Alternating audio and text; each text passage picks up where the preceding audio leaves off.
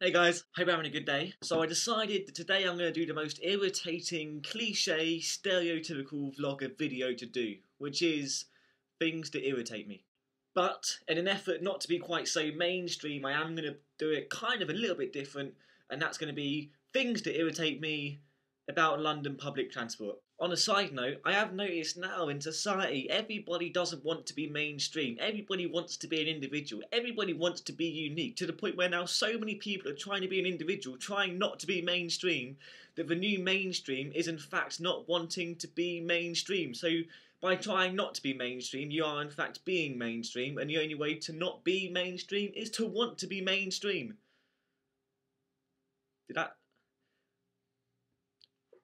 made sense in my head before I said it? I'm not sure it kind of translated into words. But back to the point of the video, which is the London public transport situation. It is very much a kind of love-hate relationship, as in they love taking my money and I fucking hate that they're so unreliable. But by far the biggest irritating thing about London transport is the people that use London transport, which sounds a bit weird, but here's an example.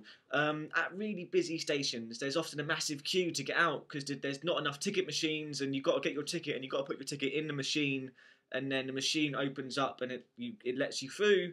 And every now and again, the machine won't take your ticket. It won't accept it, and it will spit it back out, and you've got to put it back in. And normally it works on the second try. But whenever this happens, there's always somebody behind you that's just going to sigh and go and complain that you're wasting a few seconds of their life. Normally when this happens, I'm like, oh, just come on, and I just try and get out as quickly as possible because I feel bad and awkward, and I get kind of embarrassed that it's taking me so long. But on this day, it was different. I was having a bad day. Earlier in the day, I just stepped in a puddle, and the water had gone through the shoe, and it had gotten into the sock, and I'd got a wet puddle sock problem, and everybody, it's just the worst feeling. So I was having a bad day, and it wouldn't take my ticket, and the woman behind me complained. She went, oh, just hurry up. And I thought to myself, no, not today. I'm not going to take this. And I turned around and I looked at her and I said, look, man, I'm really sorry that I'm wasting precious seconds of your life, but maybe you could just do me a favour and, I don't know, shut up, because it's not really my fault, is it? I can't control what the machine's going to do. So I'm sure if you give me just 1 second, they'll accept my ticket the second time round. Is that okay? Yeah? And everybody kind of turned to look at this kid standing up to this businesswoman. And there's this general sense of, yeah, good for you, mate. Good on you. Stand up for yourself.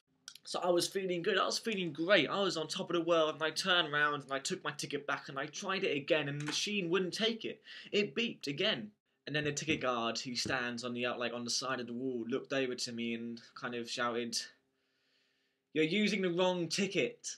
Then I realised I was using the wrong ticket, and everybody who kind of respected me before now kind of looked at me and just thought, you twat. And the woman behind me, she was radiating smugness. I could feel it.